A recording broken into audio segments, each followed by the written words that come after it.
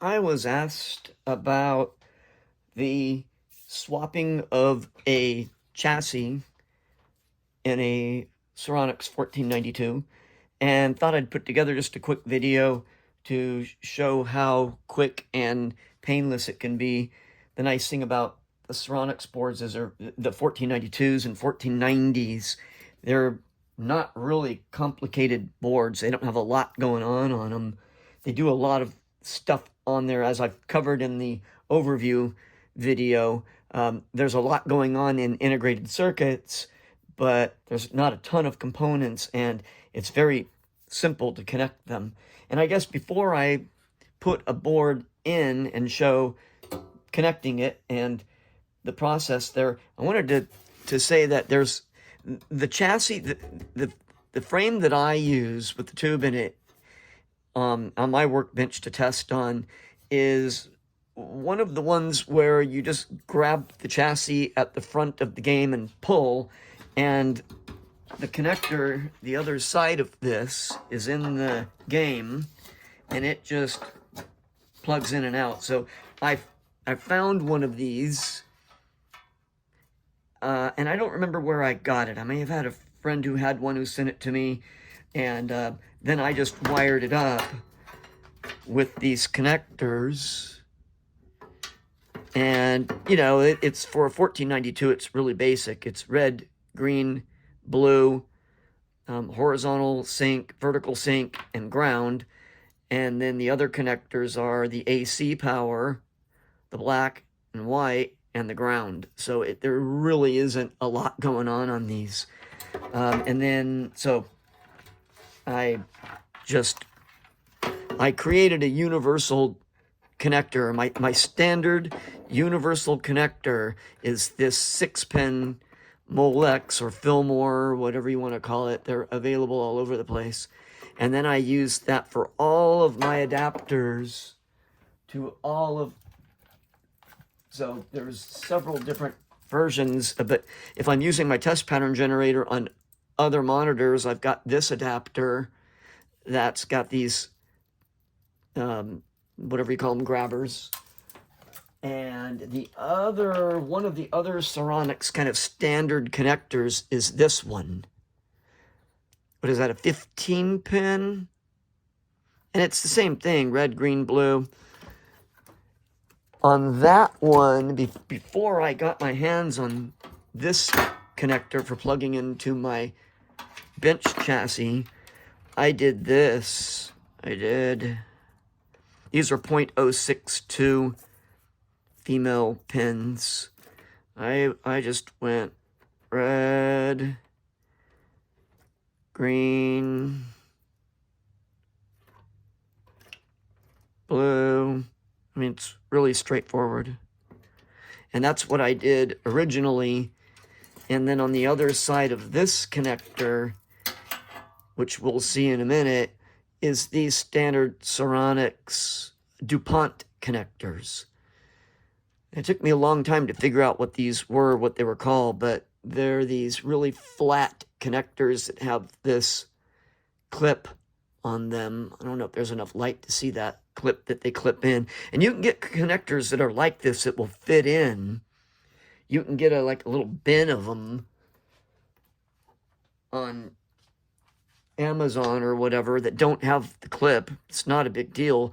You could have the potential of plugging it in backwards. But I actually found a little parts bin that has DuPont connectors, a whole set of them, everywhere from 2-pin to 8-pin. And I've started to make some of my own adapters. They actually come connector with the wires that have the pins already pre-crimped on them. Anyway, I don't want to get too carried away here, but you can make your own connector that will plug. This would plug right onto the board. So you can bypass this altogether. You can just clip this into video and this into power, and you're done. So I am going to make a pair of connectors like that, because some of the Ceronix boards, not 1492s, but I think 1793s and the 2000 series, they don't use this standard connector or that other square one I just had out. So I want to have another pair that I can clip right onto the board. And I'll show in a minute the board. But anyhow, I could have had the board connected by now and powered up. But I wanted to make sure I explained what I used for plugging into here. That's an important piece that allows me to test these really quickly. All right. I'm going to grab this board. I actually got several boards. I bought some boxes of boards from some people that were in unknown status, and somebody else had a few boards that they had in their garage or in their shop that had been sitting around for, oh, forgive the helicopter.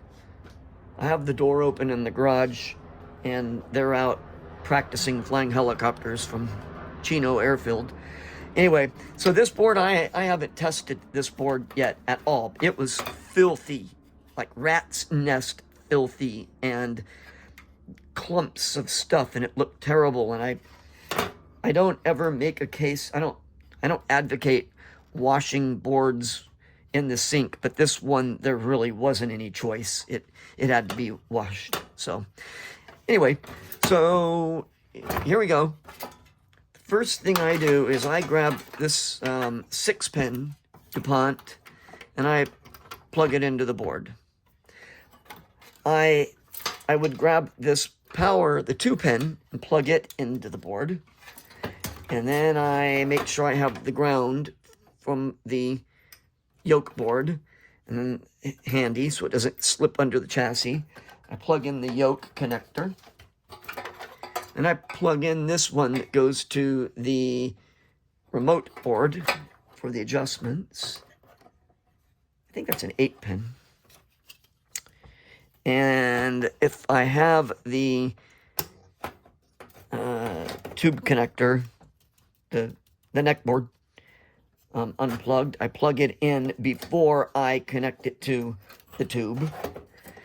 And I shift the board in so it's kind of in its final resting place. And this is where these little tabby doodles up at the front of the board, where my finger is right here, the board slides down into those so it doesn't bounce around.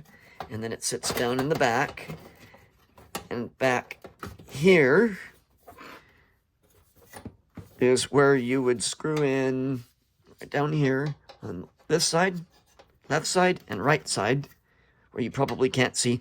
There are 2 screws, and they are a 3/16 hex head. I'm just testing, so they don't need to be screwed in. I have already gone through this board and done the basic testing of diodes and the XRC 5184 and the voltage regulator. And I checked, oh, the capacitors on the power circuit. It's got like 4 ohms of ESR, but that shouldn't be the cause of the board not working. And this cap at the vertical IC. And I also checked some of these little ones up front, and they're all these little ones on Ceronix in the horizontal area over here. They're always way out of, they're 20 ohms or something like that. But in general, that won't cause the board to not start up. It might cause other video issues, but in general, usually won't stop the board from starting unless they're completely shorted or something like that. Okay, so then I put my neck board on, make sure you connect the ground, and then, and I should have done this in reverse, but I didn't have one connected, and then I put the second anode cup on, but in reverse, you would do the same thing, with the exception that you would always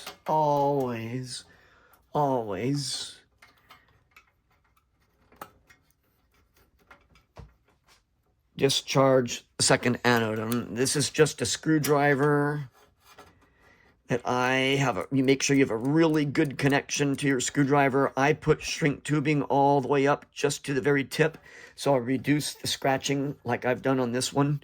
But I've probably connected this one 100 times or more. And then you just slip under it. And then Ceronix flybacks have a discharge resistor in them, but you always make sure that it's discharged. It doesn't matter if it's self-discharging board or not. The aftermarket, or I should say maybe later produced 2008 and 2012 flybacks do not discharge, or they do not discharge quickly. They could take an hour to discharge, and on those you absolutely must discharge them because they will zap you. All right, so like I said, I've already gone in. Now, I'm going to go in here. So there's how fast you can connect and disconnect a board. I mean, I can literally grab a chassis, pull it forward, remove the neck board, undo the yoke, pull the remote board, undo the video input, undo the power, and then undo the second anode, and I've got the board out already. So I do these, I probably do 2 or 3 Ceronix boards a week, or I should say I complete 2 or 3 Ceronix boards a week. I'm going to pull a trick here though. I'm not going to use that power connector. And the reason for that is because sometimes if you power on one of these boards and it has a bad diode on it and you hit it with just full on 125 or 127 volts through the isolation transformer, it'll blow one of those diodes. So I'm going to cheat, and I'm going to connect to my Variac. I'll rotate this. It's a bench top. Got stuff sitting on it. It's a bench top AC power supply that is also isolated, made by BK Precision. Most of your Variacs are not isolated, and you must use an isolation transformer when you are working on these chassis. You always use an isolation transformer unless you know for a fact that there is an onboard isolation transformer. You must isolate. There's my safety speech. Okay, plug that in.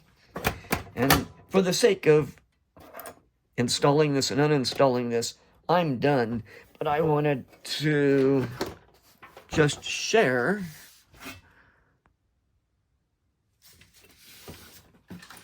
and checking to see if this board actually works. Sorry for the glare. I know there's a lot of light there. That doesn't really help any. Okay. Variac is down. We have anode, neck. We have our yoke connector. We have our ground, video input. We have our remote board. Neck board is connected. And, oh, gotta ground the chassis.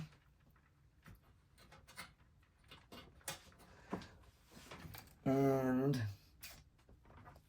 well, I'm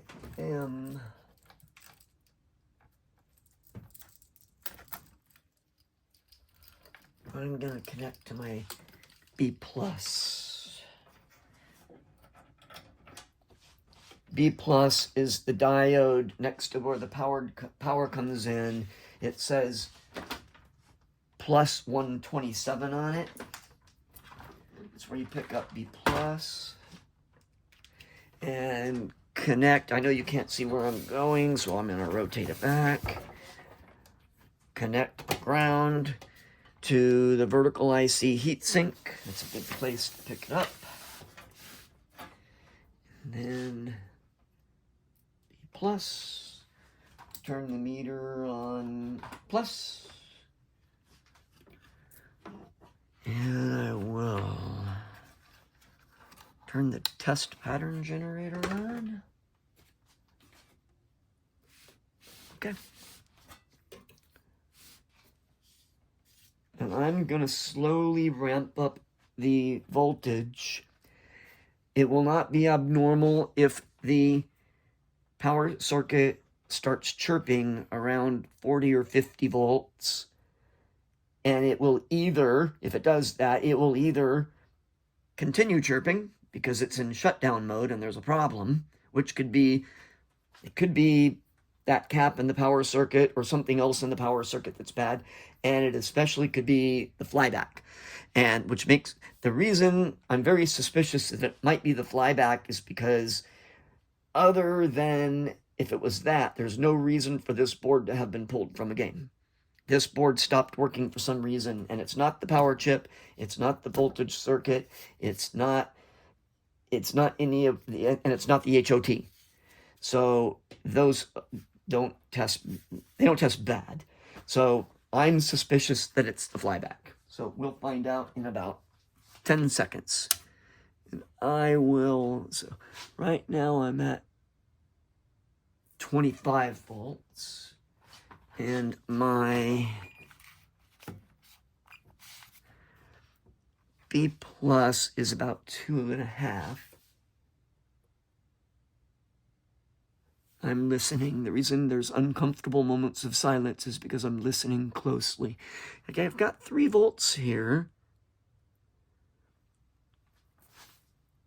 And my AC input is about 55 volts.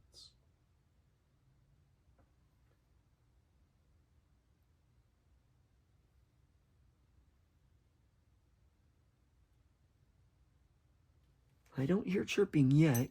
Oh, there we go.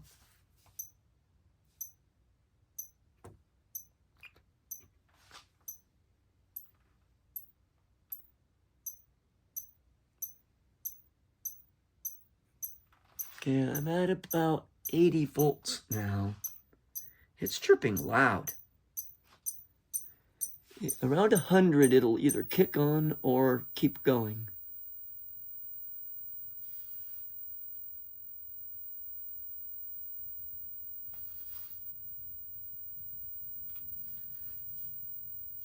Huh.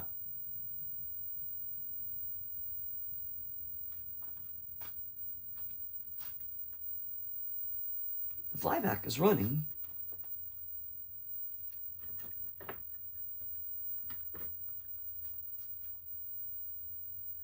We just have no image.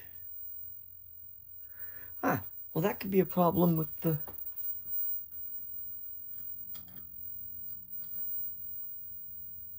Oh. Our B plus is 127. So the board is running just fine. We just have no picture. So, okay.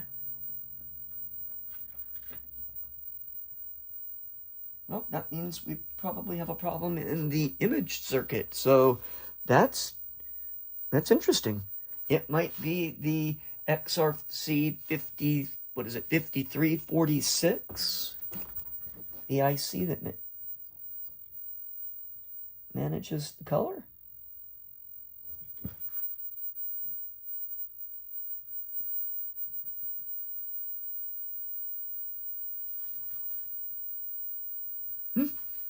Okay, well, I'll take it. That's good. That's not a bad problem to have. So, there you go. There we are. Connected a Ceronix 1492. I'm going to go ahead and turn this off. Oh.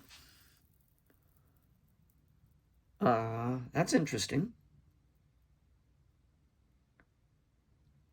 So we had image on the downside.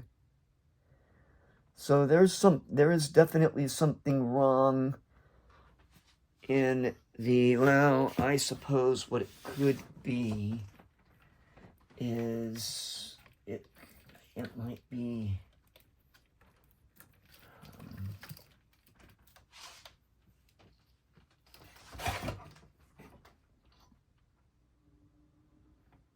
there's an IC called LM324. You connect the pin 8, and it should be 4.5 volts or so. 4.6 is where they want it, but if it's anywhere near 4, you got to take it, because these flybacks are Loctited, and the way you get that voltage up is you adjust the flyback screen pot, and they Loctite them with red. Oh, yeah. So we have no voltage.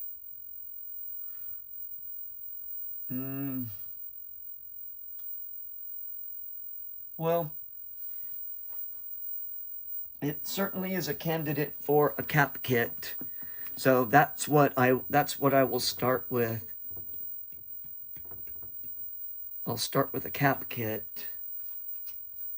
And then I may have to swap in another known working flyback and do a close inspection of the video circuit and look for breaks and traces or something like that. And because I don't see anything else that is blatantly obvious. But this is a very interesting case because the board is working.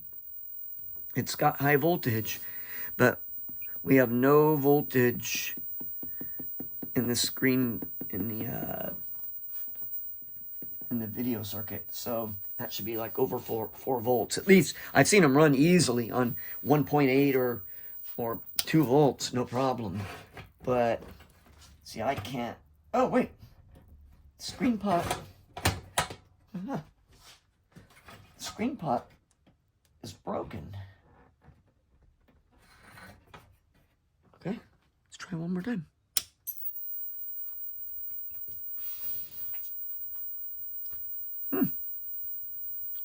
Okay.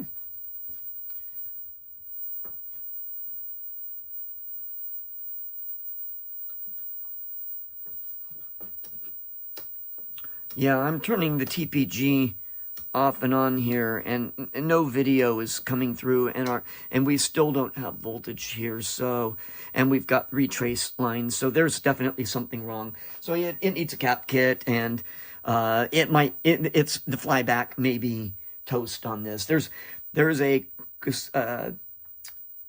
coil on the windings on the flyback that send voltage back to the power circuit, and if all of those have to work correctly or the board won't work right. Usually it would go into shutdown, but it's got major retrace lines and no image. So there's something wrong on the image circuit for sure.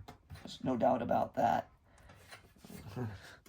But who knows, putting a cap kit in it or, doing a close inspection, I might find, another problem somewhere else. So, and the brightness control doesn't work or anything like that. So, but at least we know from a, flyback high voltage circuit standpoint, the flyback works. And that's very important because flybacks are nearly impossible to get. So hopefully all the windings and everything are working on the flyback.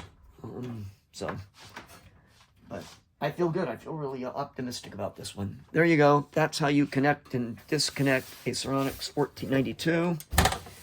And let me discharge this just to make sure if we get a pop.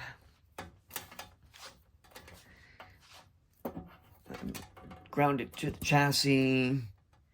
Power is off. Nope, it's already discharged, so it's good. Okay, there you are.